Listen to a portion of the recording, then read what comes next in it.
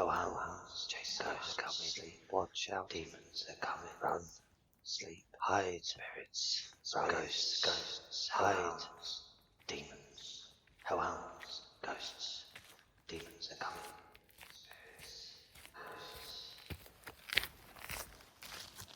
Welcome home, my little hellhounds. Mr. Hellhound is here to supply you with your hellish nightmares. Tonight we have 3 scary stories to sink our hellish teeth into. If you have any scary stories you want narrated on the channel, then submit them to Reddit r/homeofscares.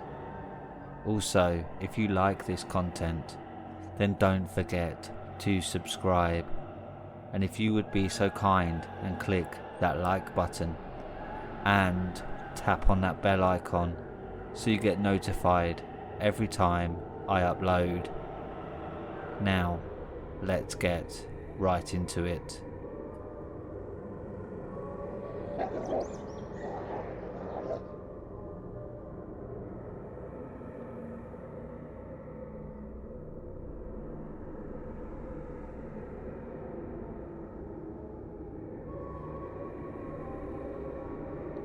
Unstoppable Black Flame, posted by Bloody Spaghetti.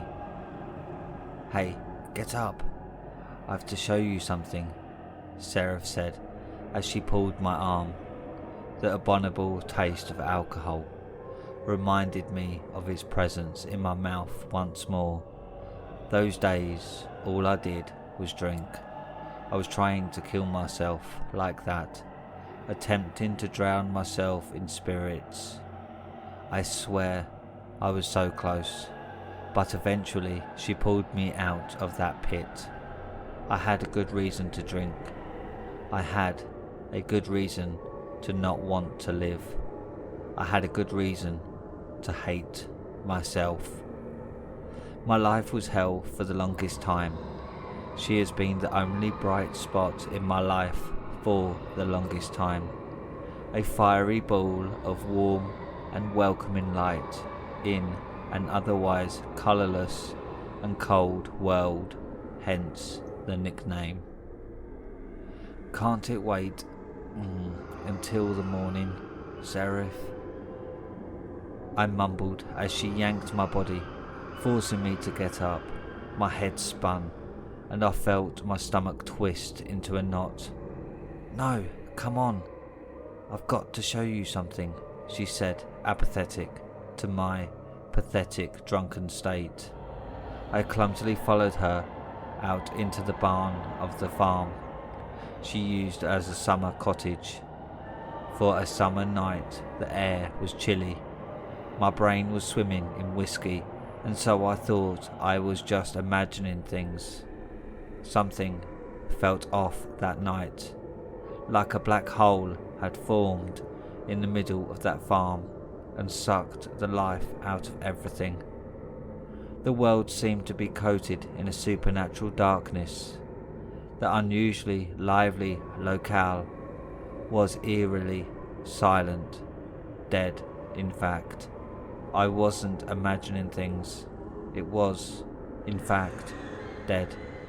Something was indeed wrong, or rather, something turned right that one night. Seraph led me by the arm to the barn. A wide and almost malicious smile adorned her face, and her blue eyes shone with a glimmer I hadn't seen in years under the silver light of moon. To my inebriated self, she seemed almost like an angel. That night she played the role of one. Perhaps the universe aligned with her, our desires that night. Seraph pushed the barn door open and gestured for me to walk inside. It was dark and damp. We didn't use the barn for God knows how long. The smell of piss and shit assaulted my nostrils, forcing my brain to stir my guts once more. Seraph walked in behind me, turning the lights on. An ugly yellow light showered the building, exposing the nightmarish interior that violated my vision thoughtlessly. Hundreds, if not thousands, of little human bones covered the floor. The whole place looked like something out of Milton's hell. My head went into a dark place, one that I was so desperately trying to forget. The tension in the air was palpable. Seraph stood beside me, silently. I was going to ask her if this was some kind of sick joke, but then I heard her heartbeat. She wasn't enjoying herself. My eyes darted left and right around the room, with the metaphorical, poisonous fumes of hell, and all around me, slowly sucking the air out of my lungs. Blood and shit covering the walls, intricate drawings, symbols, and inactions drawn in bodily fluids covered the whole barn. My sister pointed at something, unmoving, her gaze transfixed on something as if it was the worst thing she had ever seen, as if she was staring at the face of death itself. Our heartbeats flooded my ears. The tension was ever increasingly violent, almost as if the building was trying to give me a heart attack. Everything started spinning and turning. The colour of the light started turning into a disgusting orange as my eyes slowly toward what she was pointing at. It's like I knew what I was going to witness, and my mind was struggling with my body. It was trying to keep me away from seeing whatever this thing was. But I had the upper hand. My subconscious mind had no say. I was going to follow with my sister's silent request to look at whatever lay, or rather sat ahead of us. A twisted parody of the passions of Christ unfolded itself before me. An old man with long white hair and a long beard to match, nailed to a wooden cross in a seated position. A circle of human skulls surrounded this effigy of the divine. Tiny human skulls, children's skulls, too many to count. My heart sank. Seraph stopped pointing. Her hand slowly dropped in the periphery of my vision as she remained silent and statuesque. The crucified man was enormous. He was a tall man, his long legs pressed into the floor, as his lower back was bent awkwardly against the wooden beam behind him. He was naked, bloodied and bruised. His body was malnourished and skeletal. The bones under his skin were trying to push their way out of his tortured body.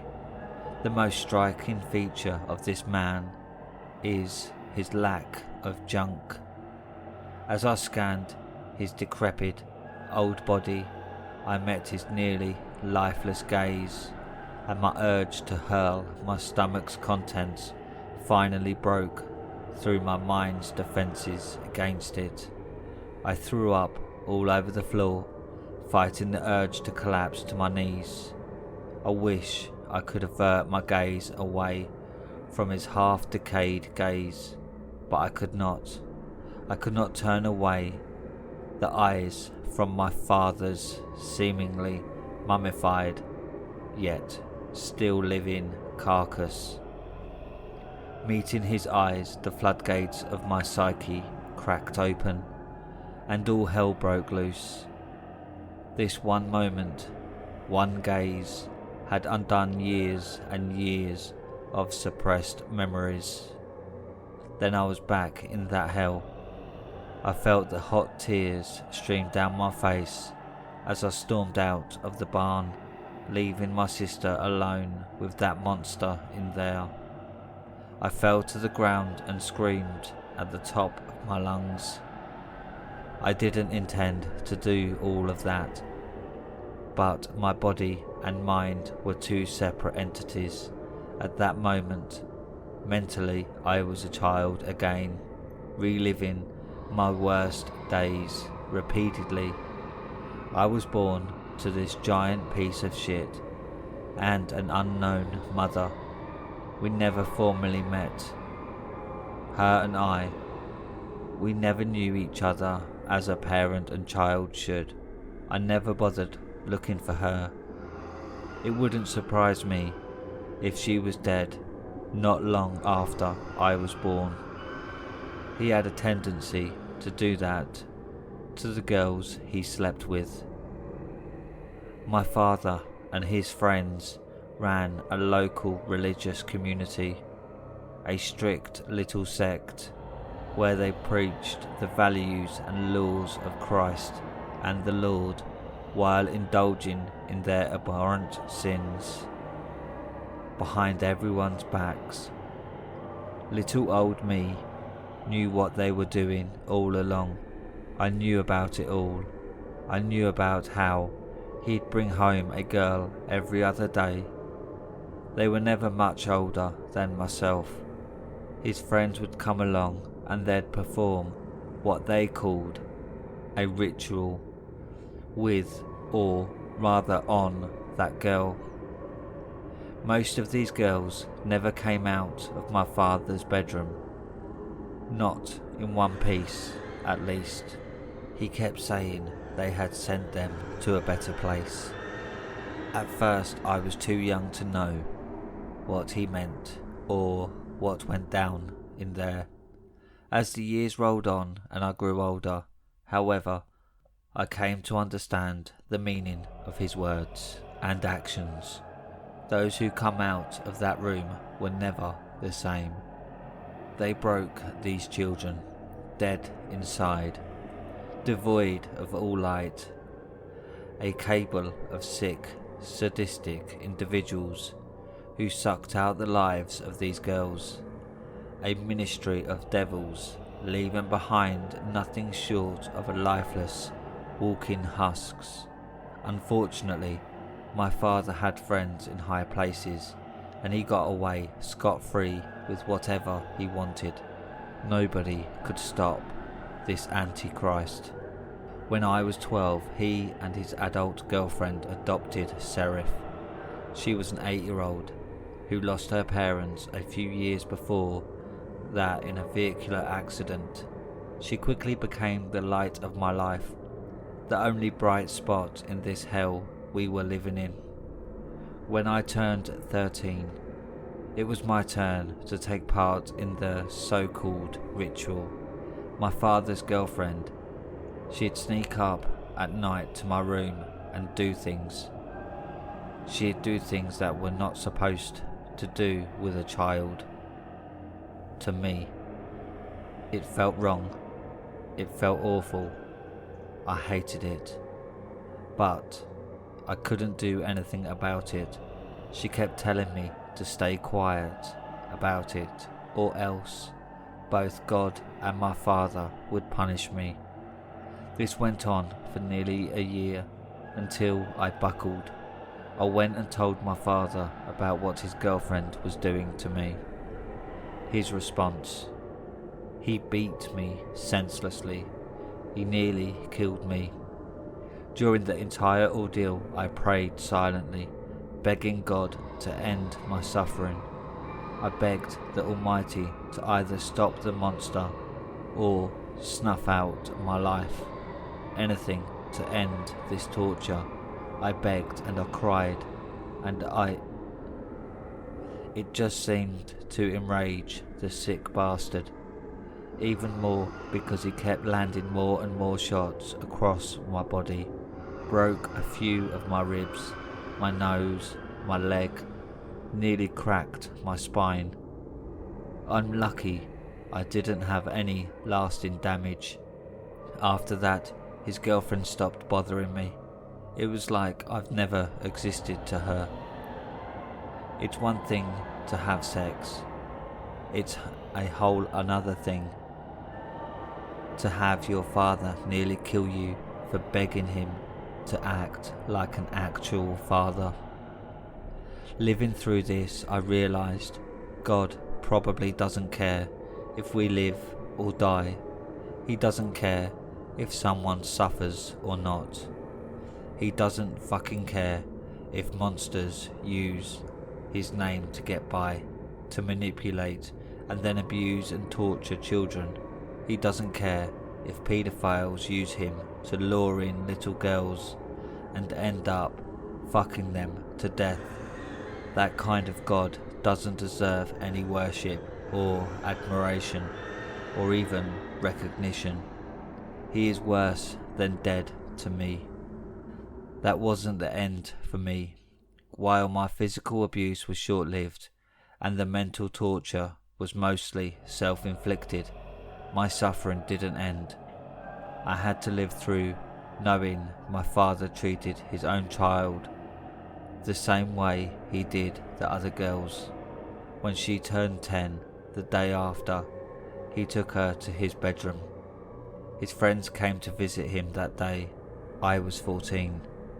I understood what they were doing, and I felt hopeless, knowing I couldn't do anything to stop it.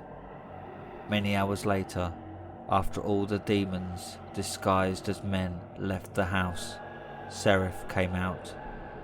She was a ghost of her former self. Her blue eyes were almost black. They were painfully empty. There was no pain, no joy, no fear, no excitement, no nothing. Just two orbs directed into the emptiness of space. She wouldn't speak and wouldn't look at anyone in the eyes for days, merely wobbling around the house, acting like an automation. She seemed so unalive at that point, but she made it through the ritual, as the monster put it. He insisted the child in her had died to give rise to a fully fledged woman. I hated those words. I'm sure she did too. From that point onwards, he kept us apart, implanting seeds of hatred and distrust between the two of us. We would have spells of not talking with each other for weeks before making up again, all because he'd whisper lies in our ears, telling us one said or did something that would upset the other. Seraph had it worse than me, as she would later tell me. He'd frequent her bedroom for many nights, indulging in cleansing her and giving her the warmth of the Holy Father and various other disgusting euphemisms. By the time I turned 16, I had it with his madness. I had it with seeing him bring these children home. My eyes were growing tired of the sight of his friends, who took on the shape of long-tongued satyrs, covered in blood and cut into my eyes. I've had enough of it all. I took up the bottle when I was 15. That was my best friend for the longest time. I was trying to kill myself, and I had a good reason to. I couldn't live much longer knowing my sister was being abused. I couldn't live much longer knowing I coexisted in the same space with a man who commits unimaginable crimes against children. I tried to die so badly, but I guess genetics prevented me from dying due to liver damage or alcohol poisoning. The boogeyman could drink like 10 normal-sized men and not pass out.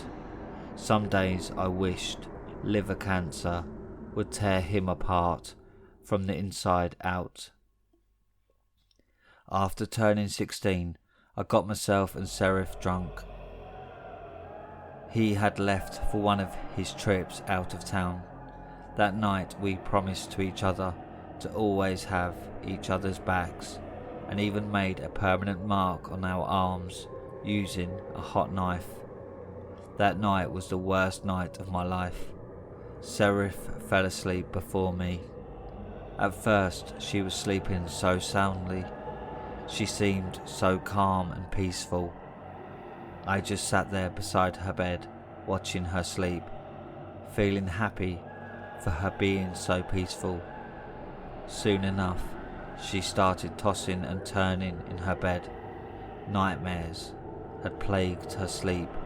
The tossing and turning turned to moaning and gritting of teeth.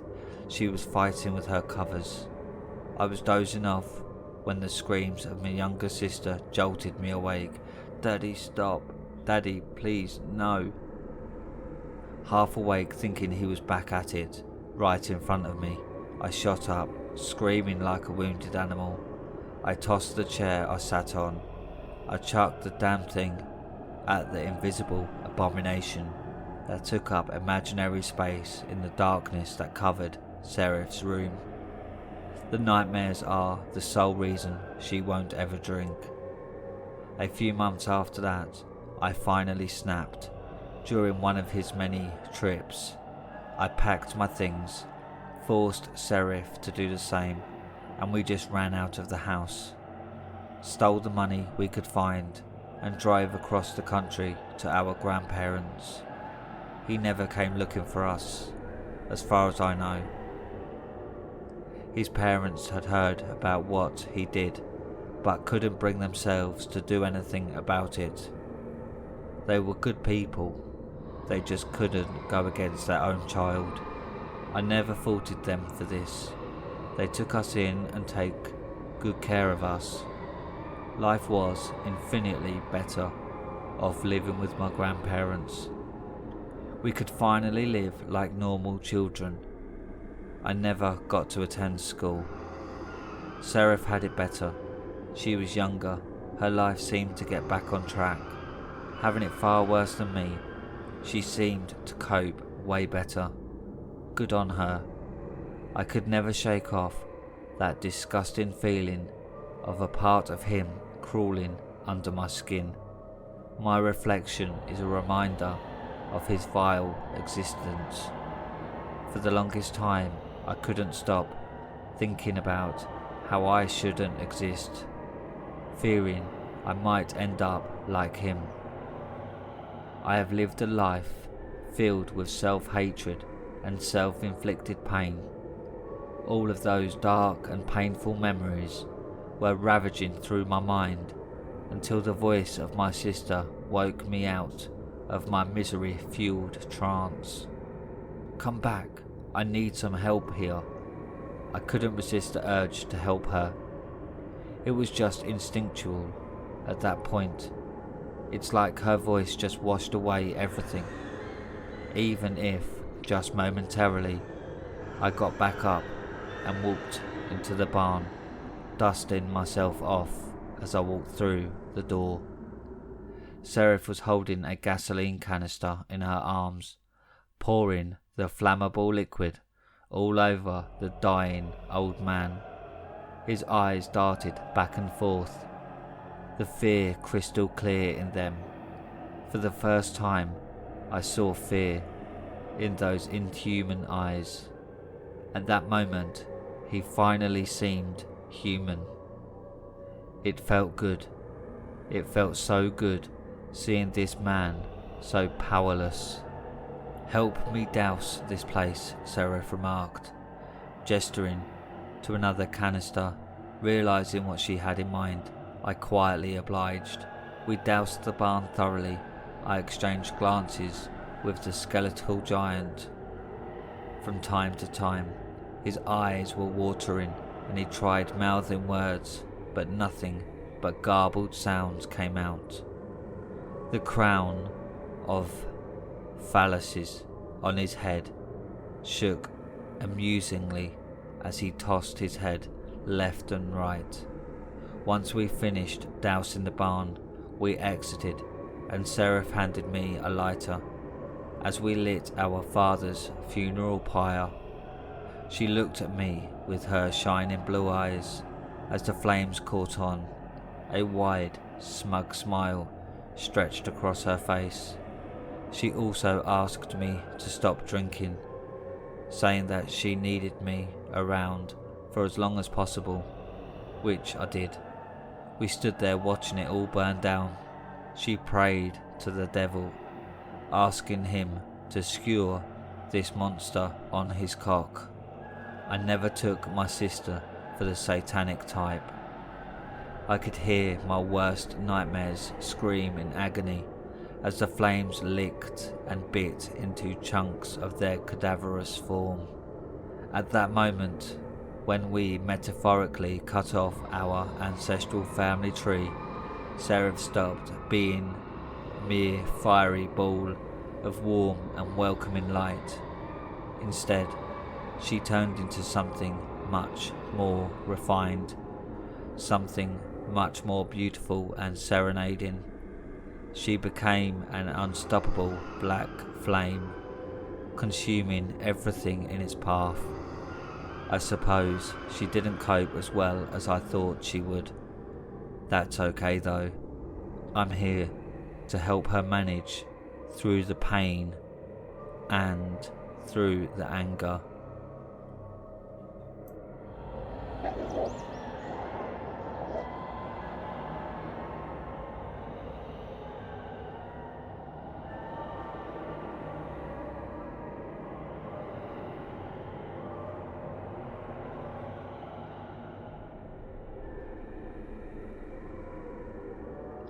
The fenced-in yard, posted by MTP6921. I was just scrolling through TikTok at my grandparents' house during a family reunion when my older sister asked me to keep an eye on my 3-year-old nephew. The fenced-in land around my grandparents' parents' house is safe, especially with all the people around at the party, so for the most part it's just me getting my nephew something if he asks for it and checking in on him occasionally. I continued scrolling through TikTok and I observed my adorable blonde hair, blue eyes nephew periodically come up on the porch where I was sitting and then walk on the grass in the backyard. People walked past me as I was looking at different cat videos. I prefer messing on my phone versus continually answering, "Yeah, I applied to a bunch of jobs and I'm just waiting to hear back," to the people at the party. As I continued to look at my phone, I thought it was odd that my nephew hadn't come up to where I was sitting on the porch for a few minutes. So I stand up and search the backyard area and I see other little kids, but not my nephew. I then search the porch and then the house, and there's still no sign of him. I really start to get frantic as my heart starts to beat faster and I start to shake. I quickly call my sister, who said, "No, you're watching him right now." I felt like the whole world was looking down on me as I had foolishly brushed off the seriousness of this responsibility looking after a toddler. I quickly alerted everyone at my grandparents' house, and after everyone searched the house and the property, there was still no sign of him anywhere. My heart was beating through my chest now as I was feeling more and more like a failure. The fenced-in 8-acre property made it where he couldn't have just left the property on his own, which was puzzling to everyone. 911 was called and they focused on the drainage area in the backyard, where the typical no more than 6 inches of stagnant runoff water was now at 3 feet. I've been in this backyard 100 times over the years, and the drainage area was never more than a few inches, as I really wanted to crawl into a hole and die. 5 search and rescue officers searched the stagnant water and thankfully they weren't finding anything. as I continued to shake in fear for my nephew. Then one of the officers removed a circular iron sewer grate in the vicinity of the runoff water, and everyone stopped and looked when the grate was removed, and unknown tools were observed on the top of the ladder that led down into the sewer.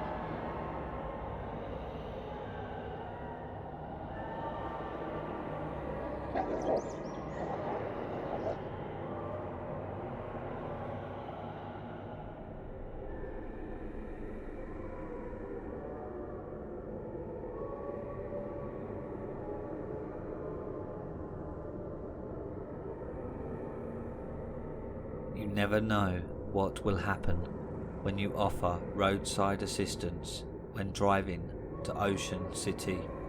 Posted by MTP6921.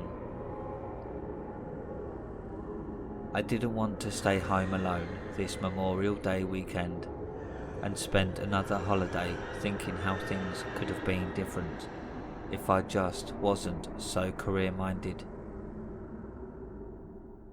What's the good of retiring younger than usual as a woman and having this money when I have nobody to enjoy it with, I think to myself.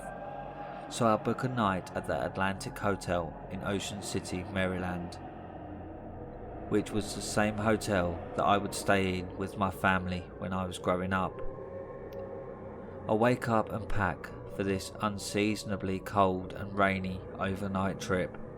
I head out of the door, then make it onto Interstate 95 south, then onto Delaware's Route 1 south.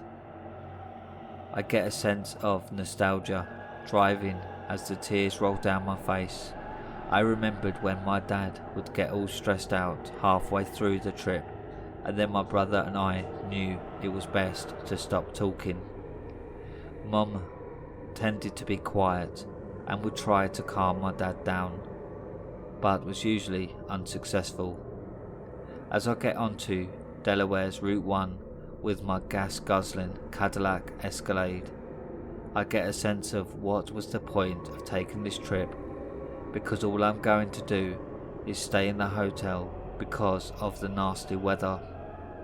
I pass the Air Force Base, so I know I'm getting closer to the beach. As I pass the Air Force Base, I see a broken down car, so I slow down. I can see that it's a mother and father with their 2 kids standing on the side of the road, and based on the mother's stressed out demeanour, I could tell they were in a bad position. I make the quick decision to do something that I've never done before and pull over and ask if they needed assistance. "Hello, do you guys need help?" "Yeah, this old piece of junk car has finally clunked out and was stuck in a bad way," the mother said to me. "Do you have AAA or any other type of roadside assistance insurance?" "No, because my stupid husband over here thought that it was an expense that we could do without." "Where are you heading?" "To Ocean City, Maryland. But because of this fool that I'm standing next to, who can't even do basic mechanics, so I guess we're going nowhere," the wife says, while the husband puts his head down in a defeated state. "No worries, because my Escalade is big enough where I can drive all of you guys to the beach." "Oh, that would be really nice of you," the wife says. "Hurry up, dipshit, and put our bags in this nice lady's car," the wife says to the husband in an aggressive tone. "Come on kids, let's get out of this cold weather." She then says to her 2 sons, who look about to be 8 and 10 years old respectively. I get back in the Escalade as the high-strung mother gets in the back with her 2 sons. "You see Todd and Jacob? I have to put up with this incompetency all the time at work. Nobody prepares the food as good as I do in your school's cafeteria," the mother says while the 2 boys look straight ahead and motionless. The father finishes putting their belongings in the back of my Escalade, and then I drive towards the beach. You know, Ted, you just ruined our 1 yearly vacation that we could afford. I'm sorry. I tried to follow all of the preventative maintenance on the car, the father responded, with a sullen look on his face. You see, kids, we should have just paid the $20 to get the oil changed by a professional versus having your dingbat father do it. I periodically look in the rearview mirror and I can tell that the mother feels like her sense of control over her family is a comfort for her while she terrorizes her family. Sit up straight, Todd, the mother barks at the older son as the son quickly obliges. The hostility that this mother is exhibiting makes me drift off into my own world, where I remember when I got the VP of Hospital Operations promotion, where I oversaw 300 employees. I remembered when I would have my daily meetings with my managerial subordinates, and I really pushed the managers to ensure we were doing better financially than the other hospitals in the area. I think back to my assistant Carol, who worked for me for close to 15 years and hasn't reached out to me once since I left my position. Hearing this mother belittling her family gives me the awful sense of how I endlessly terrorized my employees as well, and especially Carol. I remember waking up alone one night at 2 a.m, guilt-ridden in how I chased away every potential boyfriend because I viewed them as lacking the same motivation that I had. So that same night I had decided that I would wake up my assistant Carol at 2 a.m. and say, I was looking over the revenue report that I asked you to generate, and I can't believe all the errors you had made. You know I have to report this to the hospital's board of trustees in 3 days from now, where I got the evil satisfaction of knowing that Carol wouldn't be able to go back to sleep. Todd, what time is our check-in? The mother aggressively barks at her husband. 2 p.m. The husband timidly responds. 2 p.m. What the hell are we supposed to do? For close to 3 hours when we get to the hotel. I'm sorry, I thought we went over this, the husband responds. You see, kids, I should have booked the hotel so we wouldn't be in this position. The two boys continued to look void of any type of life-sustaining energy, as I can assume their mother has sucked their will to live out of them. I keep on getting flashbacks to my career and how I would intentionally promote bashful male employees and build them up and then take great pleasure in tearing them down. My mind is now in a whirlwind where I can't seem to escape the parallel world this mother has created for her family to my own past personal experiences. I really want to escape back to my solitude and get this family out of my car as quickly as possible. What hotel are you guys staying at? I asked. The Atlantic Hotel, the mother nicely responds to me, in the same manner where in the past I would turn off my bitch mode when talking to the hospital's board of trustees. Oh, what a coincidence, I'm staying at the same hotel as well. Yeah, my father used to drive us down here in his red Buick Regal, where he would ensure our car wouldn't break down. Oh wow, we used to come down here in the same car as well. As I said with excitement, I got caught up in the moment and said, I never caught your name, by the way. Oh, I'm sorry, my name is Anne. That was when I almost drove my Escalade off the road, because this woman has the same first name as me. I regained my composure and looked in the rearview mirror, and then my lips started to quiver as I noticed this obese woman was me. I was so accustomed to selling my own image, where my body and face had to be perfect, where I failed to notice that this woman was me. Me, but our lives had taken two completely different paths in life, where I retired younger than usual, with money, where my other self is poorer, but has a family.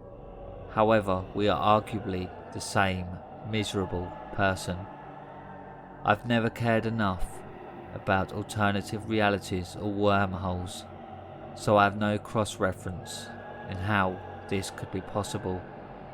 I don't tell the other Anne my name and figure that she is too caught up in her own life to notice that I am a more sophisticated version of herself. As we get within a mile to the Atlantic Hotel, I realise that I have an opportunity to finally do something good by helping my alternative version of me and her family out. I decide that I'm going to find out where they live and slowly inject myself into their life, where hopefully with counselling and my financial support I can correct us two Anns. As I pull into the hotel and park, the other Anne barks at her husband, "Hurry up, Ted, and get our bags out of the car," where I in turn get out of the car and say, "Ted, don't worry about it. I'll take care of your stuff. Just meet me in the lobby."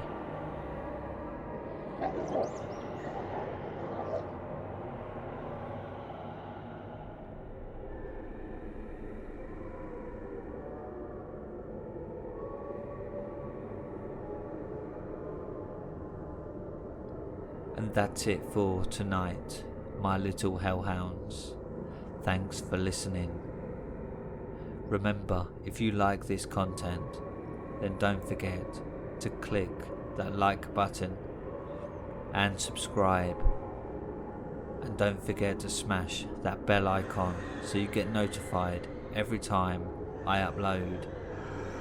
If you want your scary stories narrated on the channel, then submit them to Reddit r/homeofscares and follow me on Twitter at homeofscares.